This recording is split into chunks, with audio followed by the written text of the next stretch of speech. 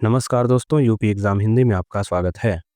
दोस्तों, आज हम कंप्यूटर के इस सीरीज़ के पहले वीडियो में कंप्यूटर के विकास क्रम के 5 चरणों को समझेंगे। दोस्तों, अगर आप किसी भी वन डे एग्ज़ाम की तैयारी कर रहे हैं जहाँ पे कंप्यूटर के सवाल पूछे जाते हैं, तो हमारी इस सीरीज़ को फ़ॉलो करें। और अगर लेखपाल वीडियो, वीपीओ जैसे एग्ज़ाम की तैयारी कर रहे हैं, तो आप हमारे चैनल यूपी एग्ज़ाम हिंदी को तुरंत ही सब्सक्राइब करें, क्योंकि यहाँ पे आपको बहुत सारे वीडियोज़, बहुत सारे स्ट्रेटजीज़ आपको निःशुल्क मिल जाएँगी। तो देखते हैं दोस्तों कंप्यूटर के विकास क्रम के 5 चरणों को। सबसे पहले एक संक्षिप्त अवलोकन करते हैं, फिर उसके बाद हम डिटेल्ड तरीके से इन पाँचों पीढ़ी को समझते हैं। तो जो कंप्यूटर का विकास क्रम हुआ, उसका जो पहला पीढ़ी है, उस पहली पीढ़ी को 1940 से 1956 के पीरियड में देखा जाता है। यानी कंप्यूटर का जो प्रारंभ हुआ, उसे बोलते हैं कंप्यूटर की प्रथम पीढ़ी। यानी अभी कंप्यूटर जो है वह विकास के प्रारंभिक अवस्था में है। तो यहाँ पे वैक्यूम ट्यूब्स का प्रयोग किया गया और कंप्यूटर जो है वैक्यूम ट्यूब पर आधारित होते थे। और यहाँ पे जो कंप्यूटर होते थे, वे बहुत ही बड़े आकार में होते थे। फिर उसके बाद द्वितीय पीढ़ी आती है 1956 से 1963 तक, जहाँ पे ट्रांजिस्टर का यूज़ किया जाता है और ट्रांजिस्टर पे इनका आकार थोड़ी-सी घट गया, लेकिन अभी भी साइज़ में बहुत ही बड़े होते थे। फिर तृतीय पीढ़ी आता है, ये कब से कब तक है, 1964 से 1971 तक। यहाँ पे इंटीग्रेटेड सर्किट आईसी चिप का यूज़ होने लगा और कंप्यूटर का जो आकार है, वह काफ़ी अब कम हो गया, छोटा हो गया। यानी कि अब ये ऑफ़िस में लगाए जा सकते थे, दफ़्तर में, कार्यालयों में लगाए जा सकते थे। परंतु चौथी पीढ़ी का जब कंप्यूटर आता है 1971 में, तो ये कंप्यूटर जो है माइक्रो प्रोसेसर पर आधारित हो गया और ये अभी वर्तमान में भी जो है वह चौथी पीढ़ी का कंप्यूटर चल रहा है।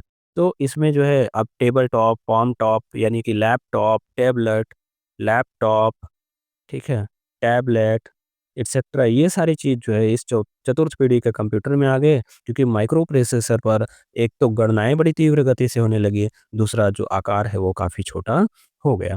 फिर इसके बाद 5वीं पीढ़ी का जो कंप्यूटर है, वह जो है आर्टिफ़िशियल इंटेलिजेंस के रूप में आता है और ये अभी जो है वर्तमान से प्रारंभ हुआ है और ये जो है आने वाले फ्यूचर में ये चल रहा है। यानी वर्तमान जो दौर है वो 5वीं पीढ़ी के कंप्यूटर की। आप सभी जानते हैं आर्टिफ़िशियल इंटेलिजेंस जैसे chat GPT, AI, Grok AI, इतने सारे आर्टिफ़िशियल इंटेलिजेंस इतनी तेज़ी से ग्रो कर रहे हैं, तो इसमें 5वीं पीढ़ी की जो कंप्यूटर है उसको माना जा सकता है। तो अब हम इन पाँचों पीढ़ी को अब हम अपने शब्दों में अध्ययन करते हैं। तो दोस्तों, यहाँ सबसे पहले हम देखेंगे कंप्यूटर के विकास की पहली पीढ़ी को।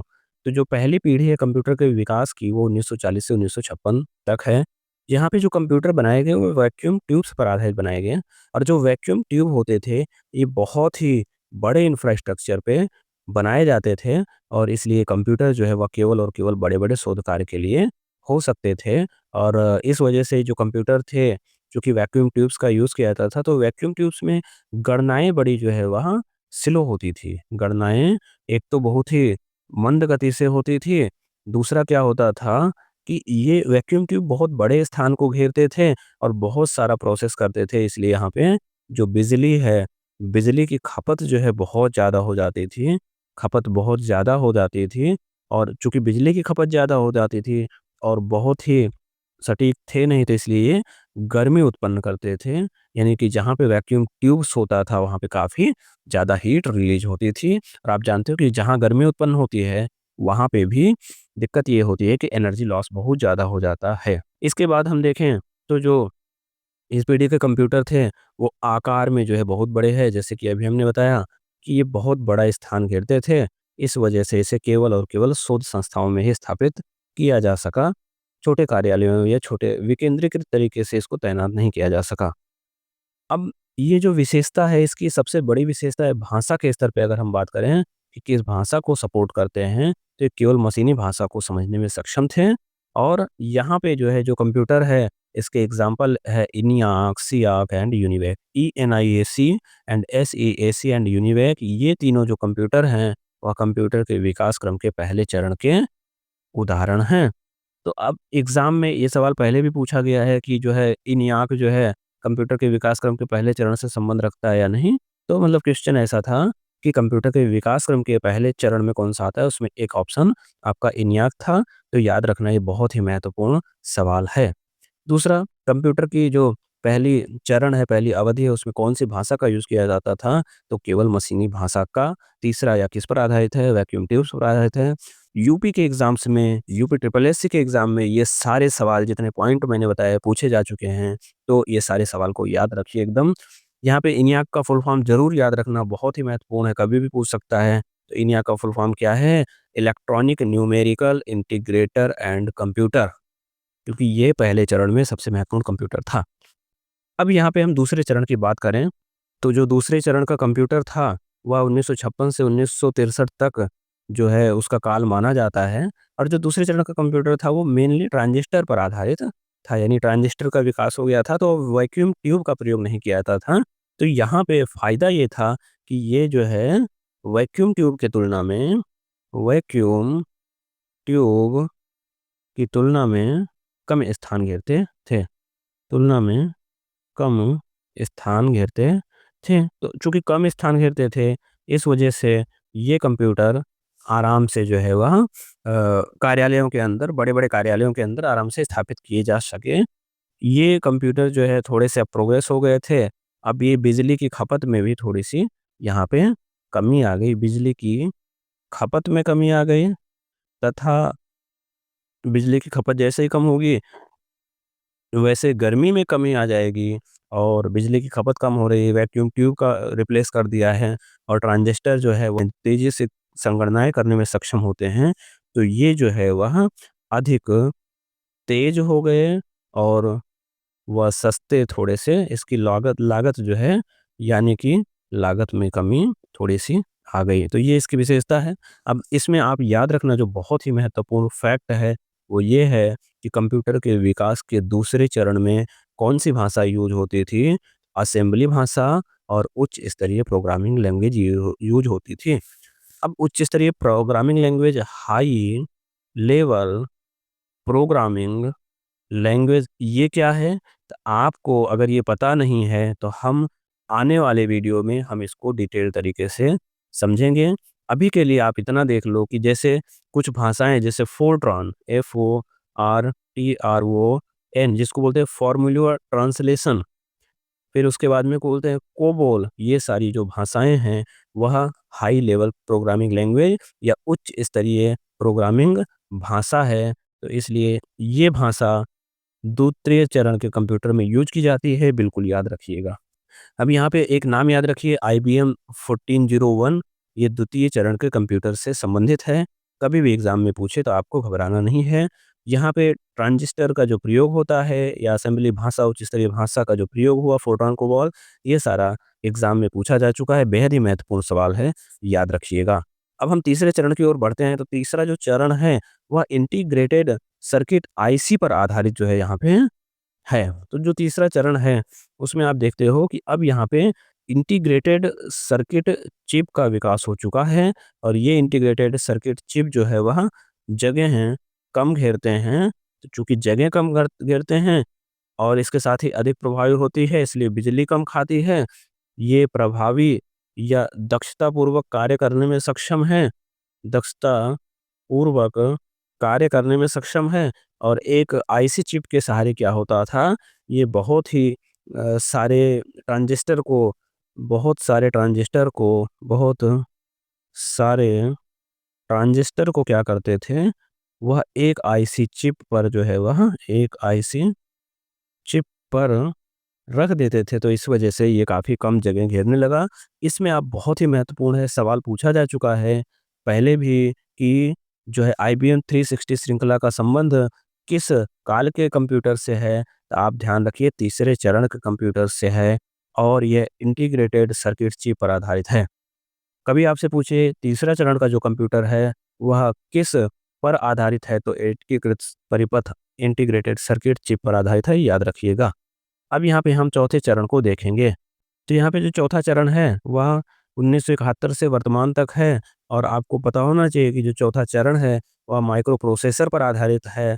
और इस चरण में सभी उच्च स्तरीय भाषाओं को सपोर्ट किया जाने लगा, खास तौर से C++ लैंग्वेज। एग्ज़ाम में आपके पहले भी पूछा जा चुका है, जो चौथे पीढ़ी का कंप्यूटर है, उसमें कौन-सी भाषाएँ सपोर्ट करती हैं? तो सभी उच्च स्तरीय भाषाएँ सपोर्ट करती हैं।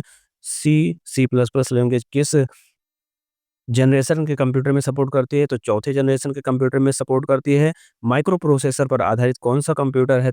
चौथा जनरेशन का कंप्यूटर माइक्रो प्रोसेसर पर आधारित है। ये तीनों सवाल आपके एग्ज़ाम में बहुत बार पूछे जा चुके हैं, तो इसलिए ये याद रखिए। और यहाँ पे आपको ये जो एग्ज़ाम्पल है, ये याद रखने हैं कि जो एप्पल मैकिन्टोश है, वह चतुर्थ पीढ़ी का कंप्यूटर है। इंटेल 4004 एंड आईबीएम पीसी, तो यहाँ पे आईबीएम पीसी और एप्पल मैकिन्टोश का नाम बिल्कुल ही याद रखिए, और इंटेल 4004 का नाम याद रख सको तो बड़ी अच्छी बात है। तो ये जो चौथी पीढ़ी का कंप्यूटर है, ये माइक्रो प्रोसेसर का यूज़ करने लगे, तो इसका इम्पैक्ट क्या हुआ, इस कंप्यूटर पे कैसे पड़ा? जो चौथी पीढ़ी के कंप्यूटर थे, वह बहुत छोटे आकार में हो गए। तो चूँकि बहुत छोटे आकार में हो गए, इसके साथ ही अब ये जो है वह लागत में जो है वह कमी हो गई, लागत में कमी हो गई। अब जानते हो, अगर आकार छोटा हो गया, लागत में कमी हो गई, तो अब यह जो है वह व्यक्तिगत कंप्यूटर को बढ़ावा देगा। व्यक्तिगत कंप्यूटर का प्रयोग या व्यक्तिगत कंप्यूटर का जो विकास है, वह देखने को मिलता है। अगर कोई आपसे पूछे कि जो व्यक्तिगत कंप्यूटर का जो विकास है, वो किस चरण के कंप्यूटर से संबंधित है, तो ये चौथे चरण के कंप्यूटर से संबंधित है। ये जो है बहुत तेज़ी से गणनाएँ करने में सक्षम हुए, तेज़ी से गणनाएँ या संगणना करने में सक्षम हुए। कैलकुलेशन, जिसको कैलकुलेशन बोलते हो, उसको हिंदी में आप संगणना बोलते हो। तो बहुत तेज़ी से संगणना करने में सक्षम हो गए, और इनका जो प्रोसेसिंग होता था, वो एरर कम हो गया। यानी प्रोसेसिंग में जो त्रुटि है, प्रोसेसिंग में त्रुटि कम हो गया, प्रोसेसिंग में त्रुटि में कमी। तो अब जो एरर होता था, वह एरर कम हो गया। यानी कि 100% सटीकता, आप बोल सकते हो कि 100% सटीकता इस कंप्यूटर की विशेषता है। और इसके एग्जाम्पल हमने देखा। अब हम 5वें चरण के कंप्यूटर को देखने वाले हैं। और हाँ, जितने भी आपके पास, जितने भी डेस्कटॉप, लैपटॉप, जितने भी आपके डेस्कटॉप, डेस्कटॉप आप जानते हो, डेस्क के टॉप पे रखा जाने वाला, जो आप ऑफिस में देखते हो रखा, या फिर अपने स्कूल में देखते हो। दूसरा, लैपटॉप, जो कि लैपटॉप मतलब लैप के टॉप पे रख सकते हो, पैर पे रख सकते हो। और तीसरा आपका पाम टॉप हो गया, पाम टॉप जिसको आप हाथों में पकड़ सकते हो, जिसे हम टैबलेट अक्सर बोल देते हैं। तो लैपटॉप, टैबलेट, डेस्कटॉप, ये सारी चीज़ का विकास हुआ। अब कंप्यूटर व्यक्तिगत कंप्यूटर के रूप में प्रयोग किया जाने लगा। ये सारा जो कंप्यूटर के क्षेत्र में क्रांति है, वह चौथे चरण में देखने को मिली। ये कब से प्रारंभ होती है? 1971 से, और अभी भी ये चरण जारी है, क्योंकि आप अभी भी लैपटॉप, पाम टॉप इस सब तरह का यूज़ करते हो, और भी बहुत सारे डिवाइस का यूज़ करते हो, वो सब चौथे पीढ़ी के कंप्यूटर का ही हिस्सा हैं। जो 5वीं पीढ़ी का कंप्यूटर है, वो कुछ पहले से ही आ चुका है, लेकिन अभी जो इसका काल है, वह वर्तमान से ही देखा जाता है। जो 5वीं पीढ़ी का कंप्यूटर है, वह वर्तमान का चरण है, 5th जनरेशन, जहाँ पे आर्टिफ़िशियल इंटेलिजेंस का यूज़ किया जाता है। अब यहाँ पे एक याद रखिएगा कि अभी तक हम जितने पीढ़ी का कंप्यूटर पढ़े हैं, वो एक सीक्वेंस में चल रहा है। जैसे पहली पीढ़ी का कंप्यूटर 1940 से 56 में चला, फिर दूसरी पीढ़ी का कंप्यूटर 56 से 63 तक चला, फिर तीसरी पीढ़ी का कंप्यूटर 64 से 71 तक चला, चौथी पीढ़ी का 71 से आज तक चला। लेकिन यहाँ पे 5वीं पीढ़ी जो है, वह चौथी पीढ़ी के साथ में मर्ज है। ऐसा नहीं कि 5वीं पीढ़ी का कंप्यूटर बिल्कुल ही डिफरेंट है, बट हाँ, अभी चौथी और 5वीं पीढ़ी दोनों चल रही है, जहाँ पे डेस्कटॉप, पाम टॉप, लैपटॉप आपको जो 4G वाले हैं, जो ओल्ड मॉडल हैं, वो चौथी जनरेशन के दिखेंगे, और कुछ नए मॉडल हैं या कॉस्टली हैं, वो 5वीं जनरेशन के दिखेंगे, जहाँ पे आर्टिफ़िशियल इंटेलिजेंस का प्रयोग किया गया है। और जितने भी उच्च स्तरीय भाषाएँ हैं, वह सभी उच्च स्तरीय भाषाओं को सपोर्ट करता है ये भी कंप्यूटर। और यहाँ पे डेस्कटॉप, लैपटॉप, एआई आधारित जितने भी सिस्टम हैं, वो यहाँ पे भी आ जाते हैं। तो इसलिए यहाँ पे चौथी और 5वीं पीढ़ी का जो कंप्यूटर है, वह दोनों अभी जो है वह चल रहा है। लेकिन अब यहाँ पे अगर हम बात करें कि आर्टिफ़िशियल इंटेलिजेंस क्या होता है? आर्टिफ़िशियल इंटेलिजेंस ये होता है कि जब मशीनें तर्क का काम करने लगें, तर्क का काम करें। जब मशीनें तर्क का काम करें, यानी कि थिंकिंग करने लगें, मानव की तरह सोचने लगें, तो उसको बोलते हैं आर्टिफ़िशियल इंटेलिजेंस।